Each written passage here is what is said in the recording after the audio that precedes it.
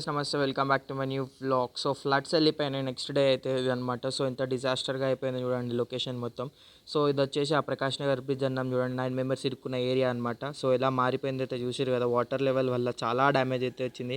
ఈ బ్రిడ్జ్ కూడా చూసారు కదా, బ్రిడ్జ్ అయితే సగం ముందుకైతే వెళ్ళిపోయింది, సగం వెనకాలే ఉంది, అట్లా మూవ్ అయిపోయింది అనమాట. సో వాటర్ లెవెల్ వల్ల చాలా డ్రాస్టిక్ సిచ్యువేషన్స్ అయితే వచ్చేసినాయి. ఇక్కడ వాటర్ మొత్తం ల్యాండ్ అయితే కొట్టేసుకోపోయింది. ఇక్కడ చూసారు కదా, ఇక్కడ ఉన్న మంచిగా బండతో ఉండే ఆ బండలు మొత్తం ఎగిరిపోయినాయి, అంటే వాటర్ ఫ్లోకి అట్లా కట్ అయిపోయింది అనమాట. సో ఇక్కడ చూసారు కదా, వాటర్ ఫ్లో ఇంకా ఉంది, ఇంకా వెళ్ళలేదు. సో ఇది ఇంకొక 1 వీక్ వరకు అయితే వస్తూనే ఉంటుంది వాటర్ ఇలా అనమాట.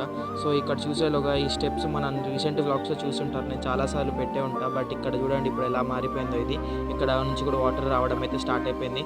ఇక దెన్ సిచ్యువేషన్ ఇలా అయిపోయింది అనమాట. So do subscribe to my channel.